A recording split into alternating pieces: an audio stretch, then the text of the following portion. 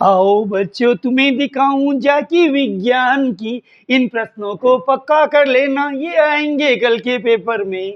देखिए भाई, कल भी हमने 25 प्रश्नों का बहुत बढ़िया वीडियो डाला था, उससे अच्छा रेस्पॉन्स मिल रहा है और यही प्रश्न परीक्षा में आ रहे हैं, मैथ्स में आए, साइंस में आएंगे कल के पेपर में। 8वीं बोर्ड की बात कर रहा हूं। आज का पहला इंपॉर्टेंट प्रश्न है, अलैंगिक जनन की किसी एक विधि का सचित्र वर्णन करो। देखो, जनन दो प्रकार का होता है, लैंगिक जनन और अलैंगिक जनन। यहां पूछ रहा है भाई साहब, अलैंगिक जनन की किसी एक विधि का सचित्र वर्णन करो। अब इसको अथवा में ऐसे भी घुमा फिरा के पूछा जा सकता है कि हाइड्रा में मुकुलन विधि का सचित्र वर्णन करो। अमीबा और हाइड्रा का नाम तो सुना ही होगा, तो हाइड्रा में मुकुलन विधि को पूछे तो भी वही चित्र बनाना, अलैंगिक जनन की किसी एक विधि का सचित्र वर्णन पूछे तो भी वही चित्र बनाना।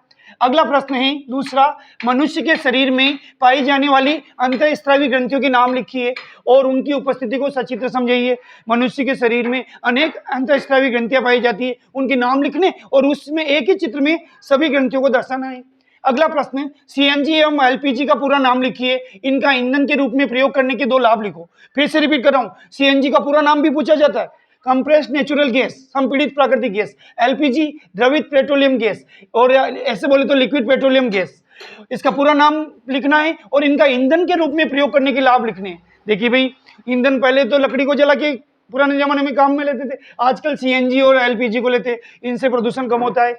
अगला प्रश्न, प्रतिजैविक क्या है?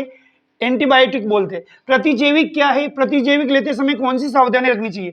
आजकल जिसकी थोड़ी सी भी चोट लग जाती है, थोड़ा सा कुछ हो जाता, डायरेक्ट एंटीबायोटिक ले लेते। वो एंटीबायोटिक होती क्या है, उसकी परिभाषा लिखनी है। प्रतिजैविक लेते समय कौन सी सावधानी रखनी चाहिए, ये प्रश्न है साहब। अगला इंपॉर्टेंट प्रश्न सड़क सुरक्षा का है। सड़क पार करते समय हमें किन किन बातों का ध्यान रखना चाहिए, ये तो सब जानते हैं। बाई और चलना चाहिए, अगर वाहन चला रहे तो गति सीमा कम होनी चाहिए। अगला प्रश्न है छठा, हमारे जीवन में व्यक्तिगत स्वच्छता और शारीरिक व्यायाम का क्या महत्व है? बहुत अधिक महत्व है। जो भी पर्सनालिटी बनती है ना, वो शारीरिक व्यायाम और स्वच्छता से बनती है। सातवां प्रश्न थोड़ा सा बच्चे बड़े हो रहे उनका, यौनारंभ के समय होने वाले किन्हीं 4 शारीरिक परिवर्तनों का वर्णन कीजिए। लड़कियों की आवाज पतली हो जाती है, लड़कों की आवाज थोड़ी मोटी होने लगती है, ऐसे लग रहा है कि कोई पुरुष बोल रहा है। यौनारंभ, आई मुच्छान की न पूछा, वो वाली बात हो रही भैया। जब आप 13-14 के हो जाते ना, ऑटोमेटिक शरीर में चेंज आते हैं। तो वो यौनारंभ की बात, यौनारंभ के समय होने वाले किन्हीं 4 शारीरिक परिवर्तनों का वर्णन कीजिए। अगला प्रश्न भूकंप के बारे में है। भूकंप लेखी उपकरण का नामांकित चित्र बनाकर वर्णन कीजिए। फिर से सुन लीजिए अगला प्रश्न, 8वां, बहुत इंपॉर्टेंट है। भूकंप लेखी, भूकंप के ऊपर एक प्रश्न निश्चित रूप से आएगा, सुन लेना मेरे प्यारे बच्चों। भूकंप लेखी उपकरण का नामांकित चित्र बनाकर वर्णन कीजिए। अगला 9वां प्रश्न है, लोटनी घर्षण किसे कहते हैं? देखो, घर्षण किसे कहते हैं वो तो हमने पिछले वीडियो में, इंपॉर्टेंट वीडियो में डाल दिया। अब ये अगला प्रश्न इस ऐसा भी बनता है, लोटनी घर्षण किसे कहते हैं? ये किस प्रकार घर्षण को कम कर देता है, इसको अपन को समझाना है। 10वां प्रश्न, भूकंप कैसे आते हैं विस्तार से समझाइए। यानी ये निबंधात्मक प्रश्न है, बड़ा प्रश्न है, अथवा में आता है। भूकंप कैसे आते हैं विस्तार से समझाइए। अगला प्रश्न 11वां इंपोर्टेंट, ब्रेल पद्धति क्या है, इसे बिंदुकित पैटर्न द्वारा समझाइए। फिर से रिपीट कर रहा हूं, ब्रेल पद्धति क्या है, इसे बिंदुकित पैटर्न द्वारा समझाइए।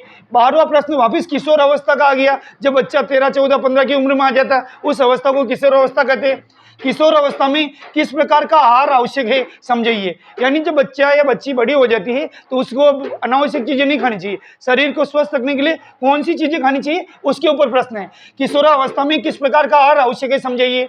अगला 13वां प्रश्न बहुत इंपॉर्टेंट है, दोलन गति और आवर्ती को समझाइए।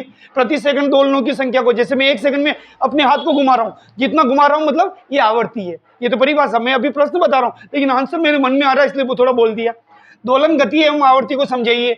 अगला प्रश्न 14वां, संपर्क बल क्या है, उदाहरण द्वारा समझाइए। फिर से सुन लो, संपर्क बल, बल कहते हैं किसी वस्तु को खींचना या धक्का देना। संपर्क बल क्या है, उदाहरण द्वारा समझाइए। अगला प्रश्न, फसल चक्रण क्या है समझाइए। अगला प्रश्न अंतिम, विद्युत धारा के चुंबकीय प्रभाव को समझाइए। विद्युत धारा के चुंबकीय प्रभाव को समझाइए। कृपया वीडियो को लाइक करें, शेयर करें। बहुत बहुत धन्यवाद।